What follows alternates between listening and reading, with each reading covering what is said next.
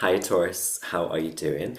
Welcome to your May reading and happy Taurus season. This is for you, especially for Taurus risings, but also Taurus sun or Taurus whatever the feck you would like.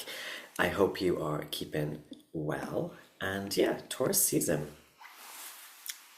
For you, this is your first house season. This is about your personality, your health, your body. It's about new beginnings and firsts.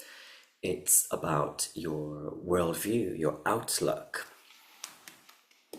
and a whole host of other first house things. And the ruler, what I call your life path ruler, Taurus, Venus, she's in Pisces still. She's in her exaltation in Pisces, which is your 11th house.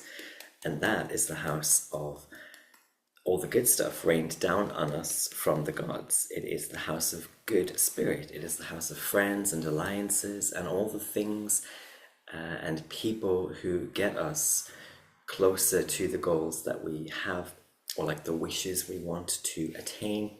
All that lovely, gorgeous jazz. That's where Venus is right now for all of us. I mean, in Pisces, in her Disneyland sort of energy. And for you then, what does that mean? Well, it's putting you at the center of something 11th house. So you might, Taurus, still be in this very high state of socializing or partying or catching up with like good friends and valuable friends. And we have coming out, first of all, oh gosh, the King of Pentacles. There we go, the King of Pentacles. I'm going to put that as your core card. So that's where you are, what you're feeling. At the heart of May, you're in this King of Pentacles kind of vibe. Okay. Feeling in control and in power when it comes to your resources, your money, Pentacle stuff. But yeah, also friends. And then we've got later in May, Venus, she enters Aries in her detriment and in your 12th house of bad spirit and exile and loss and dreams and all this stuff. But the 12th house is also the secret joy of Venus. And we have here the Six of Cups coming through for you, Taurus. So yeah, right now you're still in this 11th house, Venus and Pisces vibe, catching up with good friends. It's like good friends, good vibes type of stuff, or at least it should be, Taurus. But yeah, we do later have Venus, your life path ruler, going back into the 12th house for you, back into Aries. But like, watch my Taurus season video, because I mentioned in there how it's like we're just revisiting something with that's already kind of being established. Like we already know what it is or who it is, you know? So it shouldn't come too much as a shock, shall we say, for Taurians. It might just mean that a lot of you are putting yourself first. It's kind of like independent meditation when your life path ruler is in the 12th house. So you might just be spending a bit more time on your own. Page of Cups coming out after the Six of Cups. So maybe some of yous are, oh, okay, you are receiving something very nice from a friend or friends, or like a family friend, because the Six of Cups has this kind of family intergenerational type of feel to it, Taurus. So that's kind of where you are. You're kind of enjoying the vibes. And then we have the Tower coming through. This is Mars, or Aries. We've got Mars in Leo, and Mars is squaring the Sun in your first house, in Taurus. So when the Sun's in your first house, all the attention and the light is on you, Taurus. For the whole of Taurus season we get, which is like half of May, right? We get all this spotlight. And it's lovely, it's great. And for those of you Taurians who've like been having some health issues or like personality kind of, you know, just you need like a vamp or a freshening up in some personal sense, the sun coming through the first house can just give that revitalizing energy or that divine yes type of energy.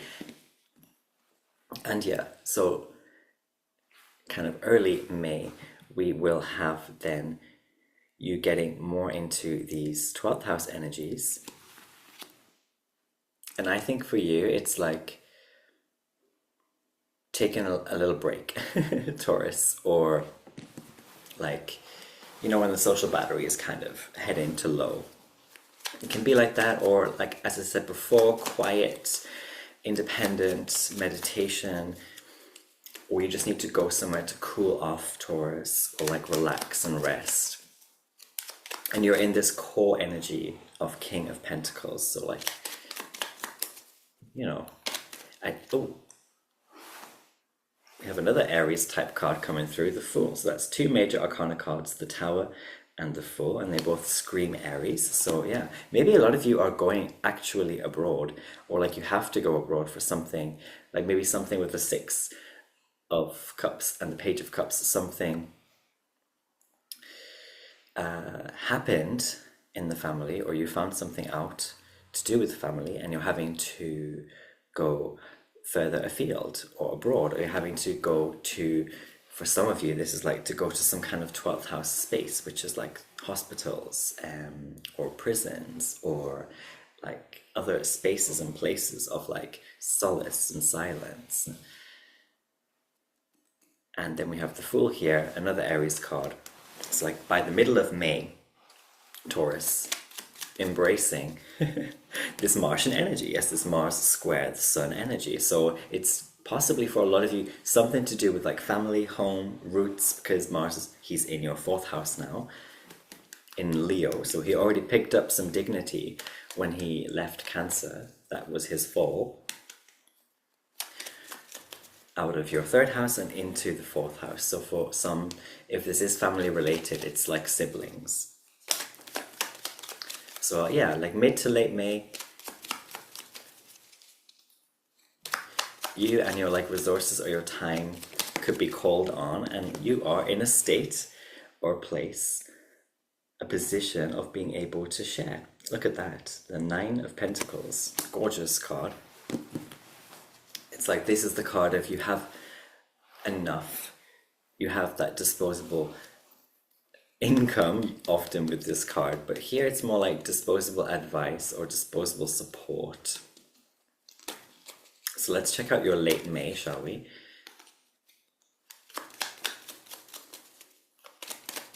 King of Pentacles.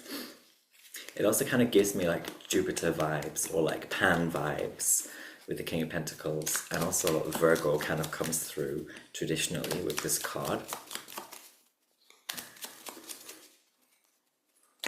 Okay.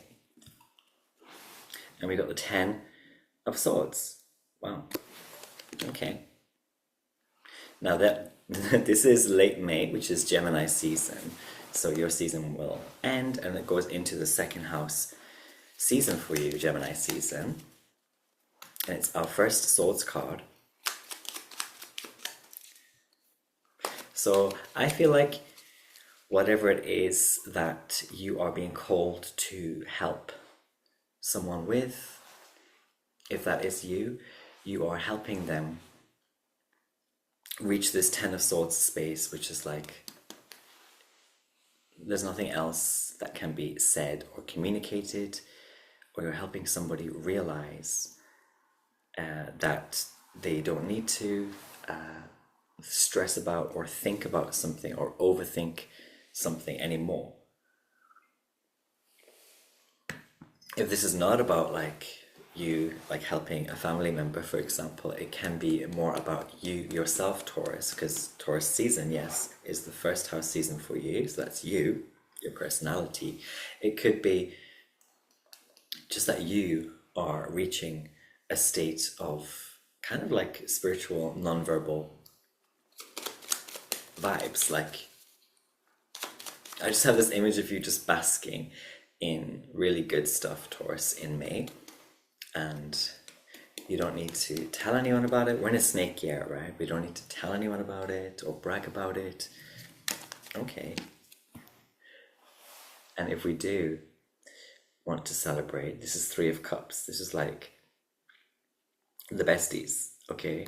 You're only interested come late May in celebrating. This could even be like you helping someone with a breakup or a divorce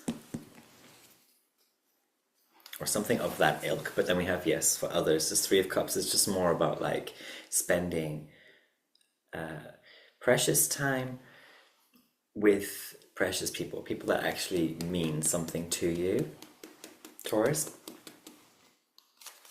And yes, late May is more of this Gemini kind of vibe of buzzing around and flitting around and being more like extrovertedly social. So yeah, this could be like you going out to a restaurant and we reach at the end the King of Swords for you. So another king is coming through. So being a master or on top of your mind. Okay, interesting. And then we have the Magician. Wow. Another master. And also another kind of Aries major arcana card coming through. So there's a lot of Martian energy. This King of Swords, this is like an Aquarian card. This one.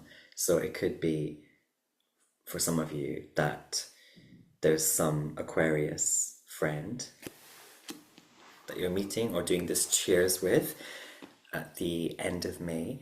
It can also mean that you are entering, by the end of May, this more King of Swords type of energy. So now you're in this King of Pentacles energy, which is like you're on top, feeling on top of, you know, all the good stuff, the resources, the money. But I think especially for you, it's more like the practical advice and the words and the wisdom that you have to share with people. You're happy to do that with those who count and matter for you. And then by Gemini season, you're entering still this King Cardinal kind of energy, but it's more air, it's swords type stuff. So this is you being able to offer that kind of sharp and clear King of Swords type of communication, practical advice. And it might be different for some of you, you know, like a different kind of vibe, because maybe you're not used to being so expressive or deliberate. You know, sometimes Taurian energy can be very laissez-faire and like passive and just kind of, you know, you do you, you know, as long as you're happy kind of thing. But like come May, you could be Taurus speaking out more and being this kind of magician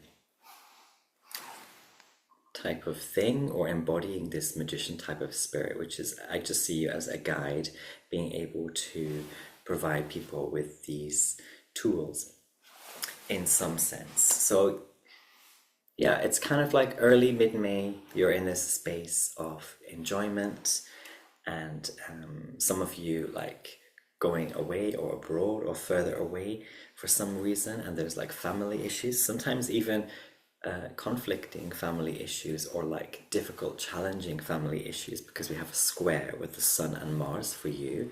That's your first and fourth house being squared by those two planets. But then by the end and into Gemini season, we have you, yeah, being more kind of social or outspoken even, that kind of vibe. So that's what I have for you, Taurus, for this lovely May. I hope this was nice or useful for you, or interesting, insightful, and I will see you in the next one. Take care. All the best.